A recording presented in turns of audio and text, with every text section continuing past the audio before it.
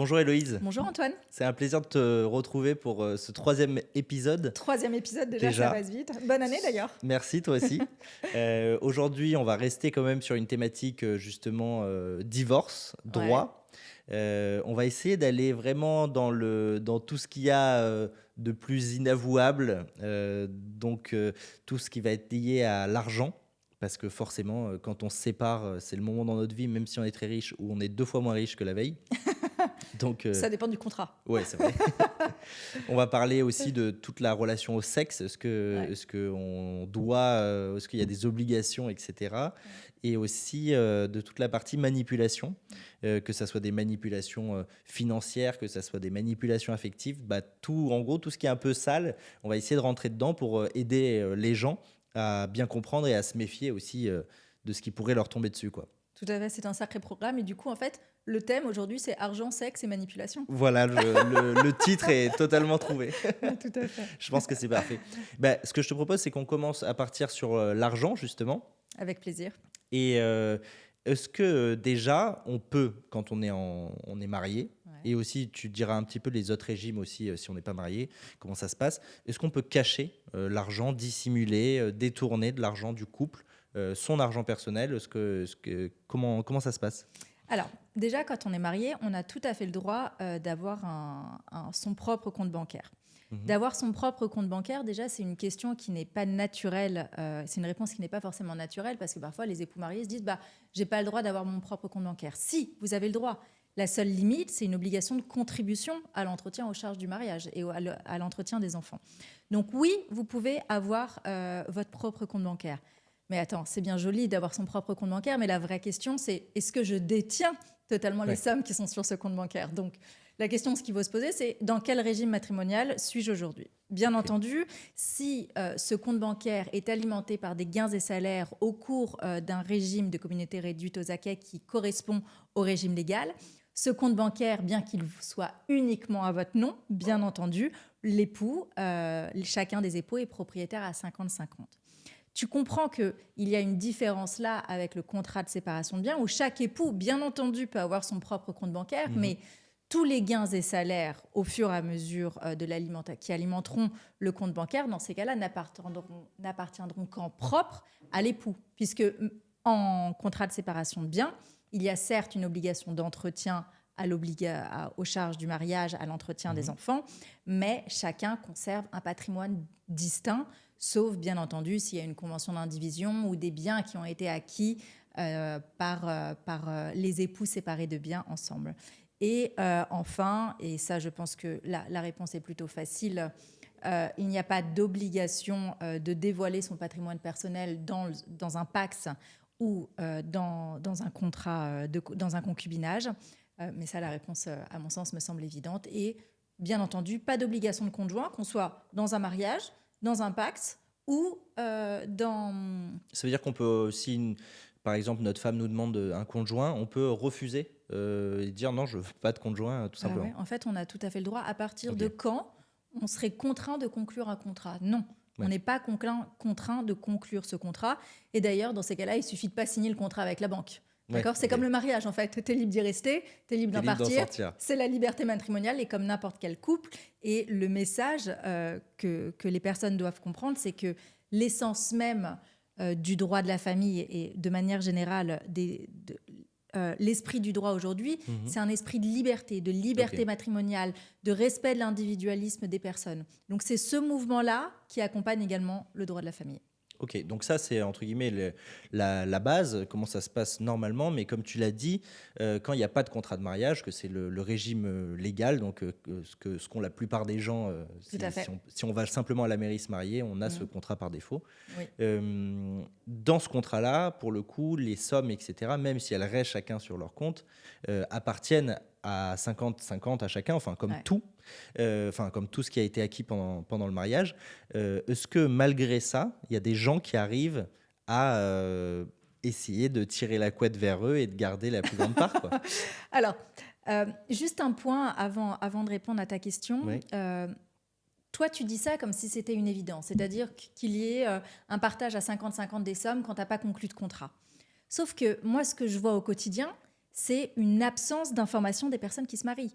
J'arrête pas de dire aux personnes, avant de vous marier, ce qu'il faut faire, c'est qu'il faut venir voir un avocat, ça vous coûtera le prix d'une consultation, ça vous évitera potentiellement un divorce très conflictuel, puisqu'ils auront à peu près 60% de chances de divorcer. Donc, autant être pragmatique quand on se marie. Donc ça, c'est le premier point. S'il vous plaît, diffusez cette information. Allez voir un avocat, éventuellement aussi un notaire, mais allez voir chacun votre propre avocat avant de vous marier, parce qu'on pourra défendre uniquement vos intérêts et pas l'intérêt de la famille, puisque le propre de l'avocat, c'est d'avoir une défense d'un client et pas en droit de la famille d'avoir les futurs époux, les deux, à défendre. Quoi, ça peut arriver, mais voilà. Donc ça, c'est le premier point. Forcément, quand il y en a un qui a un patrimoine plus important et qu'il est en communauté légale, la plupart du temps, mais pas toujours, il a quand même une certaine gêne, une certaine rage à devoir partager la moitié de son patrimoine. Sauf que ce n'est pas ce que prévoit le droit et il y a forcément cette obligation de partager par moitié. La personne qui ne veut pas partager son patrimoine, souvent ce qu'elle va faire, c'est qu'elle va essayer, par exemple, de diminuer la valeur des biens. Puisque si on a une maison dont la valeur réelle est d'1 million d'euros, mais qu'on la diminue à 700 000, bien entendu, le partage sera moins important. Et si la personne qui a le plus de biens récupère cette maison dans le cadre de la liquidation, elle pourra la vendre par la suite et aura en fait bénéficié de cette estimation inférieure. Ce qu'on peut avoir également, c'est une dissimulation de compte bancaire. Sauf que cette dissimulation de compte bancaire, tout au moins quand elle est en France, peut être facilement contournée en demandant au tribunal ce qu'on appelle une recherche FICOBA. Et à ce moment-là, le notaire, il va vous communiquer la totalité des comptes bancaires et la personne qui aura tenté de dissimuler ses biens, ses avoirs, devra communiquer, par exemple, la totalité de ses comptes bancaires, de ses relevés bancaires sur la durée du mariage. Est-ce que tu peux préciser ça? Parce qu'il me semble que la recherche FICOBA, ça ne montre pas ce qu'il y a sur les comptes. Non, ça ne montre pas, mais ce n'est pas pour autant qu'en tant qu'avocat, on peut demander par la suite des sommations de communiquer à la partie adverse, avec une obligation de la part de la partie adverse de communiquer la totalité des comptes bancaires. On peut même avoir des injonctions de la part du tribunal dans le cadre d'un contentieux pour obtenir la totalité de ces informations. Mais ça n'empêche que quelqu'un qui veut fondamentalement dissimuler son patrimoine, et on le voit, ce sera très difficile d'obtenir la réalité du patrimoine quand on aura des comptes à l'étranger. Si vous avez des comptes en Suisse, aux États-Unis, au Japon, c'est bien gentil d'avoir cette recherche FICOBA, mais elle a aussi ses limites. Et si on n'a aucun élément de preuve pour avancer ou au moins pour faire douter le juge d'une existence, d'un risque de dissimulation, ça n'ira pas plus loin. Moi, ce que je dis souvent, prenez les photos des cartes bancaires parce que si vous n'avez pas accès au compte, en général, vous avez accès au portefeuille et la plupart du temps, les cartes bancaires vont être dans le portefeuille. Donc, effectivement, ça, c'est des éléments qui sont difficiles pour la partie la moins fortunée parce que parfois, cette partie la moins fortunée, qui est malheureusement souvent l'épouse, aura fait d'autres sacrifices au cours du mariage et la difficulté aussi, c'est de se rendre compte que finalement, ce sacrifice, notamment pour l'éducation des enfants, quand on a 3 ou 4 enfants, ou que c'est simplement la culture familiale également, s'apercevra que lors d'un divorce, il n'y aura finalement pas de sincérité dans le partage du patrimoine, ce qui peut accroître le conflit, puisque la priorité dans le cadre du divorce, c'est bien entendu les enfants. C'est un apaisement de la famille. Et donc cet argent, ces conflits d'argent, se répercutent par la suite sur les enfants, ce qui est quand même, et même parfois c'est des conflits qui demeurent des années, parce que quand on s'est fait enfler de plusieurs millions d'euros, ou même de quelques dizaines de milliers, c'est déjà énorme. Donc surtout dans un contexte de crise économique. C'est clair. Voilà. Puis c'est la question de la justice et de l'injustice. Même si c'est non représentatif, quand on a l'impression d'avoir été floué, on a du mal à l'accepter. D'ailleurs, c'est tellement vrai ce que tu dis, que ce sentiment d'injustice, c'est un sentiment qui est très difficile pour les victimes. Et d'ailleurs, pas forcément les victimes, parce qu'on peut avoir un sentiment d'injustice sans être une réelle victime. Mais c'est vrai que c'est un sentiment que nous, en tant qu'avocats, en tout cas moi, je dois régulièrement gérer avec mes clients. Et je leur dis toujours cette phrase, la justice se moque de la justice. C'est simplement de comprendre que la vérité judiciaire, c'est pas en quelque sorte la vérité absolue, c'est pas la vérité divine, si tant est qu'on ait des croyances. Et c'est vrai que c'est difficile à accepter. Mais alors, c'est quoi justement la vérité judiciaire, comme tu dis ? La vérité judiciaire, c'est la vérité de la preuve. Ouais. Supposons, Antoine, qu'on est marié, d'accord? Yes. Si on est en communauté légale et que tu as 10 millions d'euros à l'étranger et que j'arrive pas à avoir cette preuve, mais que tu m'en as parlé plein de fois mais que j'ai zéro preuve, Ouais. j'aurai fondamentalement un sentiment d'injustice si tu me donnes pas la moitié. D'accord? En tout cas, J'ai pas autant. surtout en tant qu'avocate, quand on connaît le droit, c'est d'autant plus Oui, c'est difficile. frustrant. Ouais. Après, justement, en tant qu'avocate, ça peut être un avantage parce qu'on a une forme de réalisme, de réalité qu'on connaît, de la réalité judiciaire. Donc, elle peut être également plus On facile peut à accepter. l'accepter. Ouais. Ouais, voilà. Alors juste pour revenir sur un point, parce que pour être sûr que tout le monde comprenne, Ouais. quand tu dis de prendre les cartes bleues, c'est les prendre en photo, pas les voler. Attends, sous réserve qu'il n'y a quand même pas de vol entre époux. Après, Oui. le vol existe quand même concernant les documents administratifs. Donc, vous amusez pas à prendre les papiers, les documents administratifs de votre époux. Ah bon, parce il y a que le vol là-dedans? Ouais, il y a Je du sais vol. pas. Mais c'est récent. Avant, tu pouvais voler les papiers administratifs. Il n'y avait pas de vol, hein. Donc, Ouais. c'est quand même. La loi est arrivée finalement relativement en retard concernant cette question.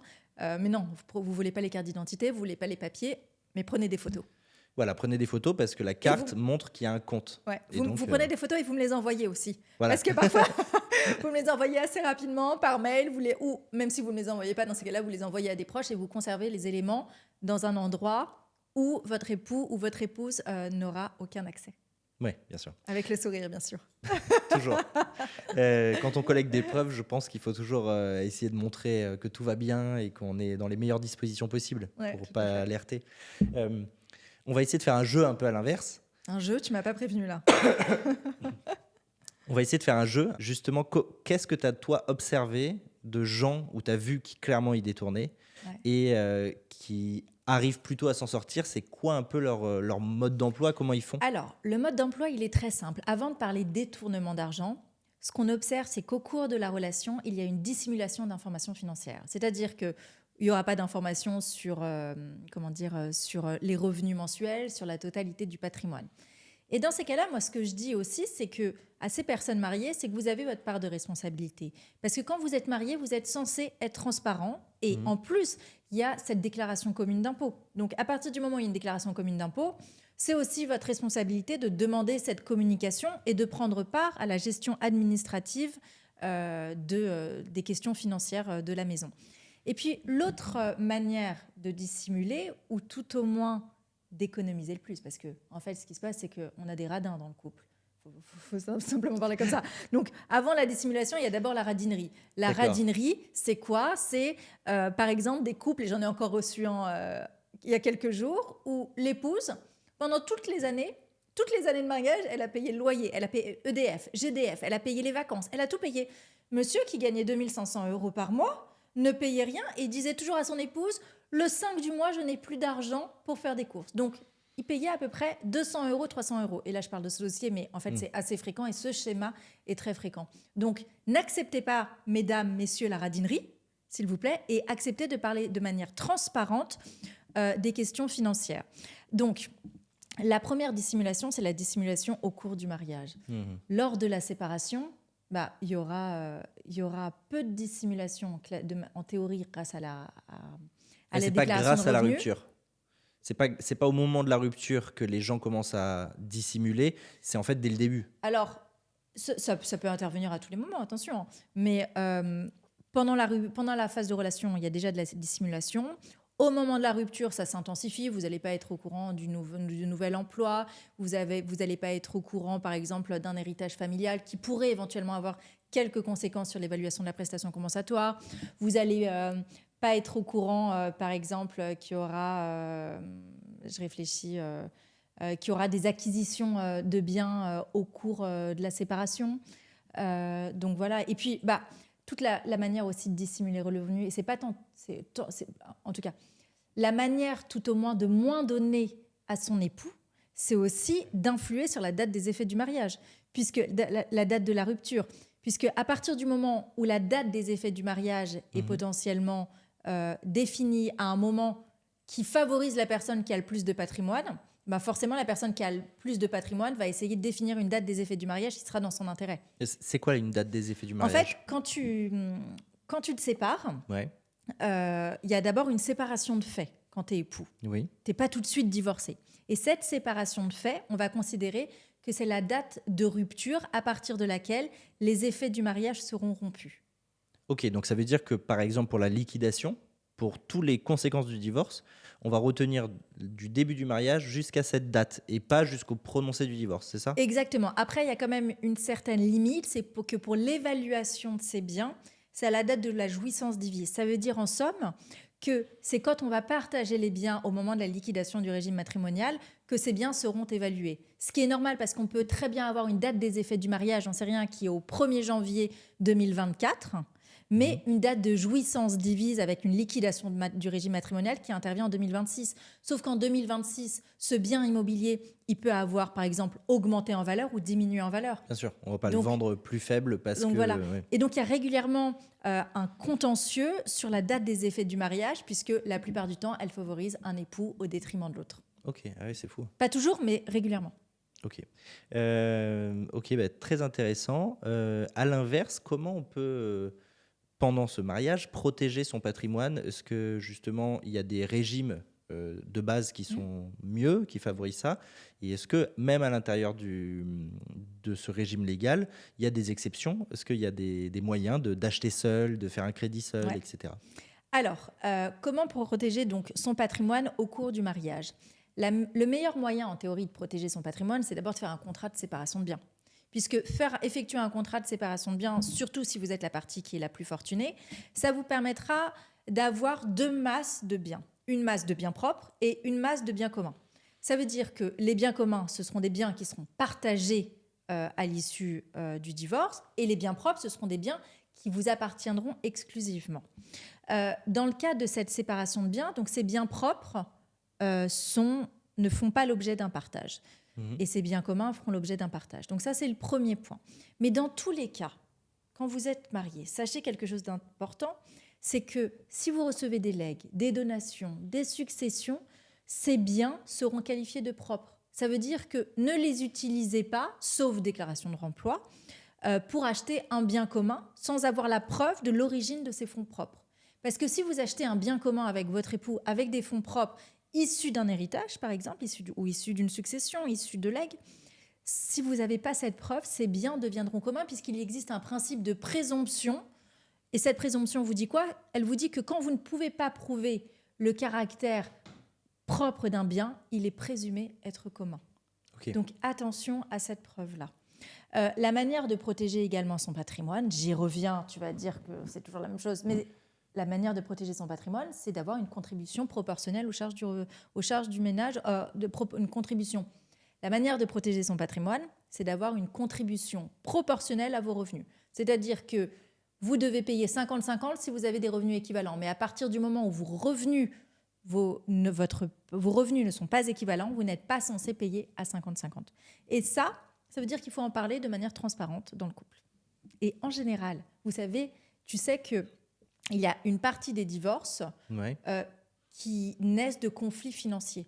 Donc pour éviter ces divorces, avant le mariage, parlez d'argent. Et avant mariage, parler d'argent, ça veut dire quoi? Ça veut dire transparence. Dites à chacun, voilà ce que j'ai, et voilà comment on va réévaluer tous les ans à quel sera mon pourcentage, et comment tous les ans on pourrait évaluer de nouveau quel sera mon pourcentage de participation. Par exemple, dès que vous avez la déclaration d'impôt, vous dites aujourd'hui tu as gagné plus, cette année tu as gagné plus, donc tu vas participer à hauteur de tant de pourcentage aux charges de la vie commune, et ainsi de suite. Ouais, mais ça serait bien pour les avocats, mais en vrai, les gens, il faut que vous ayez des choses bien, mais dans la réalité, pour le coup, ça peut pas se passer comme ça. Alors, dans la réalité, je pense que c'est difficile, mais moi, je pense que c'est comme ça, en fait, que ça devrait se passer pour que ce soit juste. Après... déjà, est-ce que tu penses, par exemple, qu'on peut avoir une relation qui, d'après toi, est saine, où on ne connaît pas les revenus de son époux, épouse? Impossible. Ok, pour toi, il faut savoir. Alors, ça dépend. Enfin, si on est en communauté...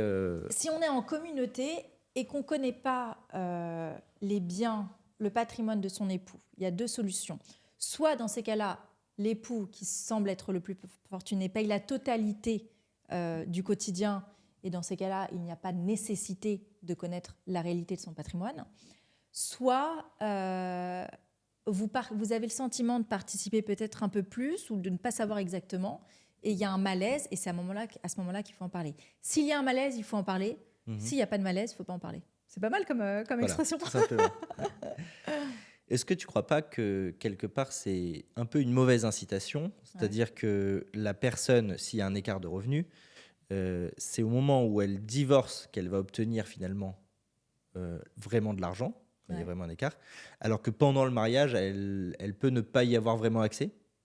Est-ce qu'il ne faudrait pas faire un peu l'inverse, c'est-à-dire pendant le mariage, obliger l'un et l'autre à s'équilibrer, à ce que l'autre soit financé, etc., s'il y a un écart, pour remettre à niveau, et que comme ça, la personne n'ait pas une incitation à partir parce qu'elle gagnera le jackpot à ce moment-là, Je vois ce que mais tu veux une dire. incitation à rester, puisque de toute façon, elle a déjà chaque mois, ça tombe, quoi. En somme, tu es en train de me dire que l'écart de revenus et de patrimoine, ça peut être le jackpot par la suite, et qu'au cours du mariage, la personne la moins fortunée devrait trouver le moyen de gagner davantage. C'est ce que tu es en train de me dire? Que l'autre pourrait lui donner, par exemple. Mais c'est juste, l'idée, c'est que pendant le mariage, il y ait une vraie interaction financière, et que par contre, au moment du divorce, il n'y en ait plus. Parce que là, c'est un peu l'inverse. La personne ne va rien gagner ou est dépendante de ce que l'autre veut bien lui laisser prendre. Et par contre, le jour où elle décide de partir, elle va gagner beaucoup. Oui, mais donc, elle a une incitation à partir. Tout à fait. Et c'est pour ça qu'il y a des mécanismes d'avantages matrimoniaux qui peuvent être utiles. Dans ces cas-là, c'est avec un notaire pour aider, pour favoriser, pour faire des donations entre conjoints, tout simplement pour avoir cet équilibre. Mais les couples qui ont cette transparence financière, ils sont quand même assez rares. Après, moi, j'ai peut-être une vision déformée en tant qu'avocate parce que je vois quand même beaucoup de conflits dans mon quotidien. Mais en théorie, c'est exactement ça qu'il faudrait faire, bien sûr. Et puis même, vous voyez, j'ai tendance à dire souvent que le régime de la séparation de biens, c'est un régime où finalement, il y a une protection qui est insuffisante. Mais vous pouvez très bien être en séparation de biens et, par exemple, acheter le domicile conjugal et que ce domicile conjugal soit commun. Donc, vous voyez, c'est pas parce qu'il y a une protection théorique, une indépendance très forte avec la séparation de biens qu'on entend partout, qu'il n'y a pas des mécanismes de protection pour compenser. Ok. Et qui dit séparation de biens dit qu'on ne peut pas obtenir, par exemple, de prestations compensatoires, etc. Ah non, ça n'a rien à voir. Ça n'a rien à voir. La question. Il y a des fois, j'ai vu des avocats qui confondent le patrimoine, la masse de biens du couple, avec la prestation compensatoire. Sauf que ça n'a rien à voir. Vous pouvez très bien avoir un patrimoine, je ne sais pas, de 10 millions d'euros et avoir un partage par moitié, et avoir en plus une prestation compensatoire. La prestation compensatoire, ça n'a rien à voir avec le partage des biens. La prestation compensatoire, elle est là pour compenser la différence de patrimoine, pour compenser la perte de niveau de vie d'un des époux. Et cette prestation compensatoire, et là je le vois malheureusement, vous n'y avez pas le droit quand vous êtes en concubinage ou quand vous êtes partenaire pacsé. Toi, tu dis bien sûr, mais moi, ce que je vois aujourd'hui en entretien, c'est qu'il y a régulièrement des personnes, la plupart du temps des femmes, qui vont dire « mais moi, j'ai le droit à quoi dans le cas de cette séparation ?» Et je leur dis « en fait, vous n'étiez pas mariés, vous avez le droit à rien. » Mais par contre, s'ils sont mariés, donc ils n'auront peut-être pas la séparation des biens s'ils sont en séparation de biens. Par contre, ils peuvent quand même bénéficier d'une prestation compensatoire. Bien sûr, bien sûr. On peut être en séparation de biens, quel que soit d'ailleurs le régime matrimonial. Quel que soit le régime matrimonial, vous avez le droit à une séparation de biens. Ça n'a rien à voir... À une prestation compensatoire. Ah oui. Quel que soit le régime matrimonial, vous avez le droit à une prestation compensatoire. La prestation compensatoire, elle est calculée en fonction de l'âge, des revenus des époux, de leur état de santé, de leur futur droit à la retraite. Il y a plusieurs méthodes de calcul de la prestation compensatoire aujourd'hui. On le calcule également avec le biais d'une intelligence artificielle au cabinet. Et il y a également des méthodes de calcul, et il y en a 5 ou 6 qu'on utilise, et la plupart du temps, on fait ce qu'on appelle une moyenne. La prestation compensatoire, en général, qui est obtenue dans le cadre d'un divorce par consentement mutuel, est plus importante, la plupart du temps, que dans le cadre d'un divorce contentieux. Pourquoi ? Parce que dans un divorce contentieux, vous devez intégrer le fait que vous allez avoir des années de procédure. Ouais. Donc, qui dit des années de procédure dit aussi frais d'avocat, la plupart du temps. Au moins 2 ans ou 3 ans, vous aurez du mal à avoir moins, voire au moins 2 ans de plus s'il y a un appel.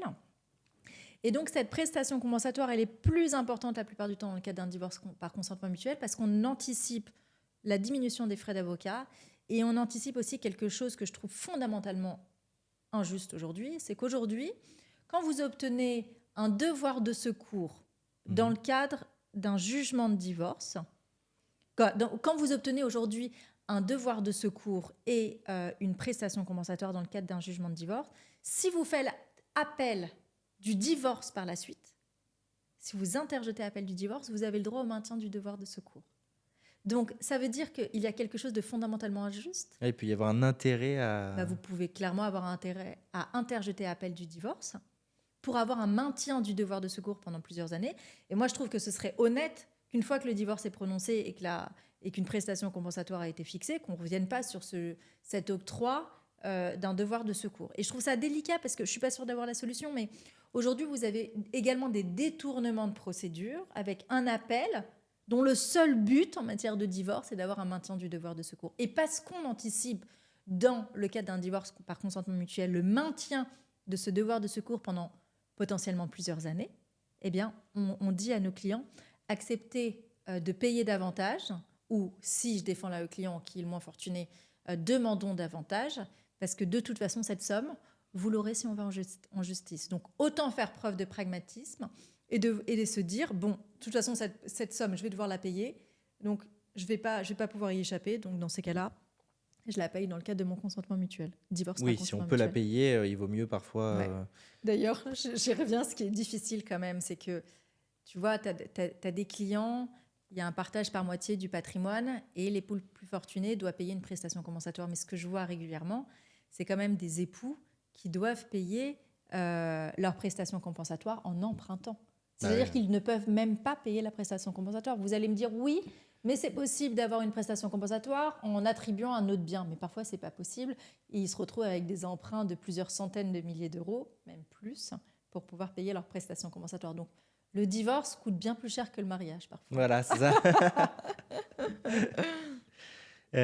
Très bien, donc ça c'était sur la partie argent. Alors je te propose de parler de la partie sur le sexe justement.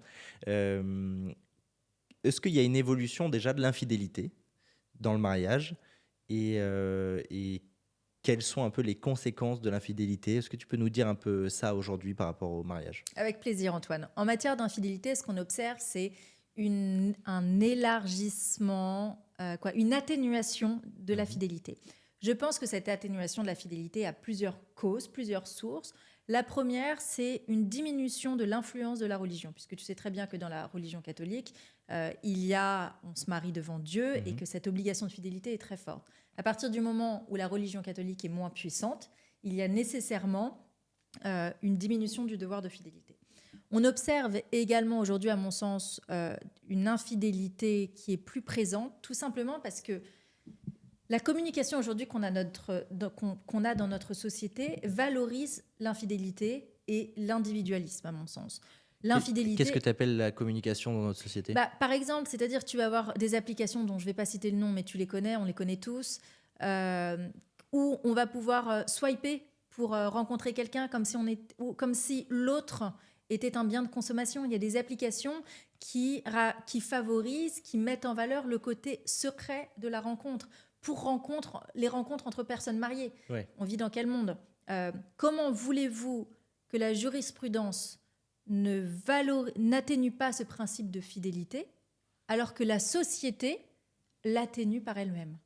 Donc forcément, la jurisprudence, à un moment, elle vient de dire, écoute, la fidélité, ça reste une obligation du mariage. Son manquement peut justifier un divorce pour faute, mais en pratique, c'est quasiment dépourvu de conséquences financières. Donc même si vous avez un divorce pour faute, en fait, peu importe. Et puis, moi, il y a aussi autre chose qui me gêne, c'est que, certes, le mariage est un contrat, mais ce contrat, c'est un contrat vivant, c'est un contrat qui vit, et qui vit tellement qu'il vit sur des sentiments humains. Et les sentiments sont par nature, évoluent par nature, sont changeants. Donc, considérer aujourd'hui que l'infidélité, c'est le mal absolu, pour moi, c'est délicat d'un strict point de vue juridique. Je ne vous parle pas d'un point de vue religieux, mais d'un strict point de vue juridique, c'est délicat puisque, quels que soient les contrats qu'on observe, on observe des contrats qui évoluent. On va avoir une augmentation des prix parfois. Parfois, on va avoir un élargissement de certaines des obligations. Vous allez avoir une diminution des prix. Il y a plein d'évolutions dans un contrat. La meilleure preuve, c'est que le droit du mariage prévoit qu'on peut être marié initialement sous le régime de la communauté réduite aux acquêts, puis passer en communauté universelle par la suite. Ou changer de régime matrimonial de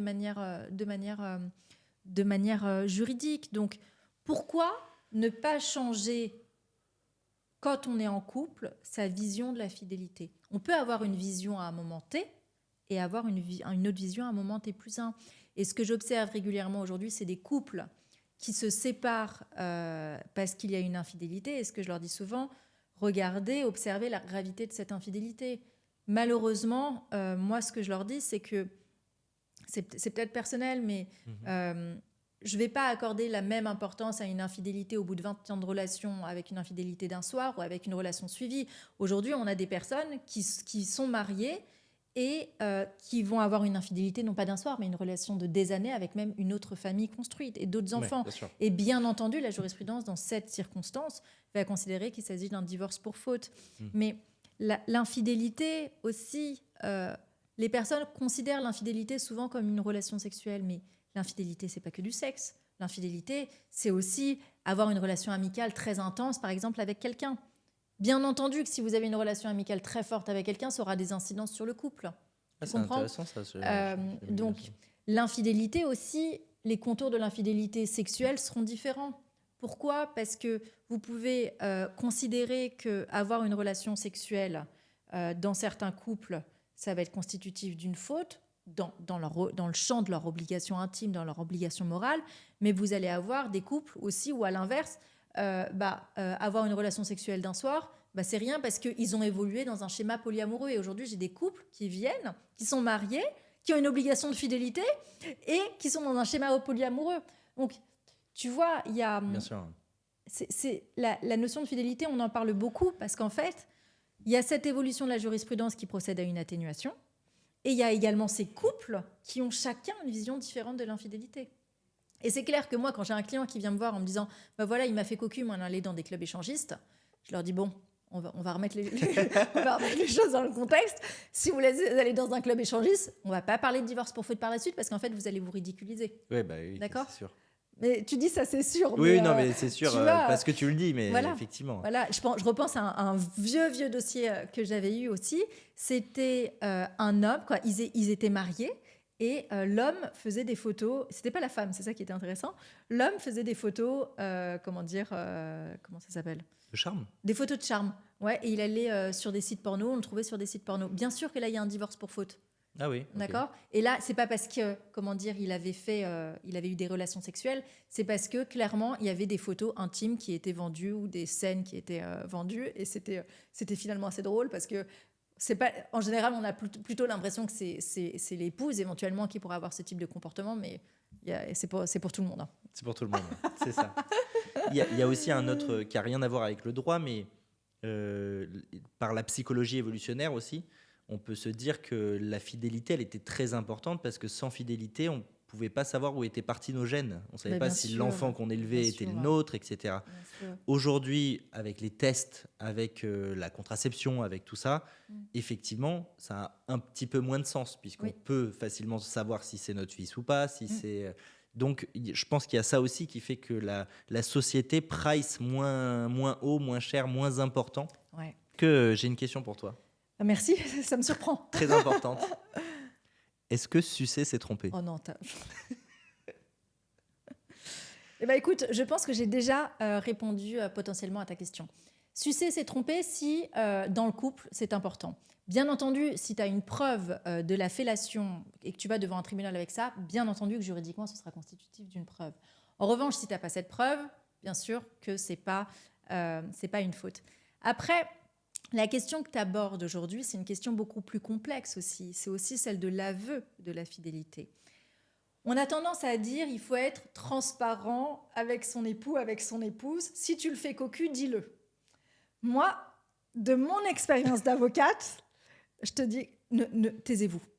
D'accord. Taisez-vous parce que ce que je vois en pratique, c'est que quand vous avouez l'infidélité, vous vous retrouvez avec des divorces où il n'y a plus du tout de pragmatisme parce que la douleur de la victime de l'infidélité, même si j'aime pas du tout cette expression, la douleur de la victime de l'infidélité est parfois tellement forte qu'il n'y a plus aucune rationalité. Vous êtes face à un sentiment d'abandon, un sentiment de trahison, et vous pouvez plus parler enfant. Vis-à-vis des enfants, il y a souvent une manipulation qui se met en place en disant « Maman, papa, il m'a trompé, il est méchant, moi je suis la victime, venez me soutenir, Maman, papa, c'est un connard, alors que la vie est bien plus compliquée. Parfois, moi, ce que je vois aussi, c'est qu'on a des femmes qui sont infidèles ou des hommes qui sont infidèles parce que leur époux ne les touche plus, parce qu'il n'y a plus aucune tendresse, parce qu'il y a de l'indifférence. Mais oui, dans ces cas-là, je comprends qu'il y ait une infidélité. Bien sûr, à un moment, chaque personne a besoin de tendresse, a besoin d'affection. Donc cette infidélité, certes, je vous dis pas d'en être fier, et bien entendu, il ne faut pas en être fier, mais ayez conscience que l'infidélité, parfois, c'est une échappatoire nécessaire. Et quand je dis nécessaire, c'est au sens philosophique, c'est-à-dire nécessaire au sens de qui ne peut pas être autrement, parce que sinon, c'est en quelque sorte un suicide de la personne, c'est une mort de la personne. Est-ce qu'à l'inverse, tu tirais même jusqu'à dire que dans certains cas, elle peut rabibocher le couple, elle peut faire en sorte qu'un couple perdure? Est-ce que l'infidélité peut aider au maintien du couple? Alors, franchement, je pense que oui. Okay. Je pense que oui, et je le vois régulièrement. Mes clients me disent, mais en fait, ça fait des années que je suis infidèle, et sans cette infidélité, il n'y aurait pas de couple. Et dans ces cas-là, moi, la question que je te pose, c'est qu'est-ce qu'un couple? Un couple, est-ce que c'est vivre sous le même toit? Un couple, est-ce que c'est avoir des enfants communs? Est-ce que c'est avoir des biens communs? C'est pas ça un couple, à mon sens. Ça s'appelle de la colocation. Un couple, c'est avoir des valeurs communes, c'est faire évoluer ces valeurs au fur et à mesure, c'est partager ses sentiments, ses besoins, c'est exprimer ses désaccords, c'est évoluer, c'est faire des compromis. Mais c'est clairement pas mentir pendant des années sur une relation de couple. Okay. Après, il y en a souvent certains qui vont me dire « Ah oui, mais j'ai rien dit parce que je voulais préserver mes enfants, je voulais préserver nos enfants. » Et alors là, j'ai mis des années aussi, moi, pour comprendre en tant qu'avocate combien c'était important de ne pas avoir ce discours, parce que les enfants ressentent le manque d'amour, ils ressentent une communication malsaine. Donc, montrer à ces enfants un schéma malsain de communication avec des parents qui ne s'aiment pas, ce n'est pas ça un couple. Et donc, dans ces cas-là, ne restez pas pour les enfants et allez vivre la vie que vous souhaitez, une vie d'amour, une vie où vous amusez, une vie où vous réalisez vos projets, où vous êtes libre de sortir, de vous amuser, de vous maquiller, de voir qui vous voulez. Ok. Très clair. Merci Héloïse là-dessus. Je te propose qu'on parte sur justement les... Donc là, on a fait l'argent et le sexe. Ouais. On a quand même bien développé. Je pense qu'il y a beaucoup d'éléments qu'on est les seuls à avoir mis sur YouTube, je pense. Surtout avec une question que j'aurais jamais osé. Et du coup, de regarder un petit peu du côté des manipulations, ouais. Notamment tout ce qui va être violence psy. Voilà, là-dessus, je sais que tu as beaucoup travaillé sur les violences psy et les problématiques de preuve justement dans les violences psy. Et aussi de tout ce qui va être l'abus de confiance, le fait de faire signer quelque chose à quelqu'un sans vraiment son consentement, etc. Qu'est-ce que tu peux me dire là-dessus un peu? Alors, de manière générale, toutes les manipulations reposent sur un phénomène d'emprise. J'ai beaucoup parlé de ce phénomène d'emprise dans mes précédentes vidéos et dans mes différentes communications. Donc, de parler de l'emprise dans le couple, c'est pas de celle-ci dont je voudrais parler aujourd'hui. Je voudrais davantage parler, par exemple, de l'emprise qu'on peut avoir vis-à-vis d'une personne âgée, qu'on peut avoir dans le cadre de dérives sectaires.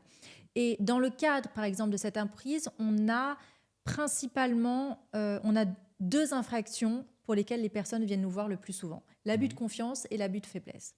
Ces deux infractions, ce sont des infractions pénales qui n'ont rien à voir, mais qui sont souvent confondues, notamment en raison du terme abus, du mot abus.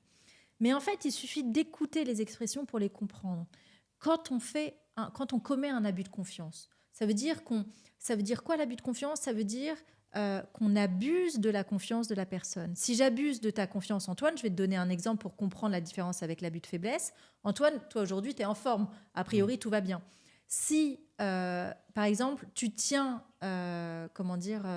une entreprise, une société, tu veux exposer des tableaux à plusieurs personnes et tu viens me voir et tu me dis « Héloïse, en tant que collectionneuse d'art, ce qui n'est pas du tout le cas, mais je suis passionnée d'art, est-ce que tu pourrais me prêter tes tableaux pour quelque temps? Je vais les exposer, ça va m'aider pour j'en sais rien, quelques représentations. » Si ces tableaux, par la suite, tu les vends, là, tu commets un abus de confiance.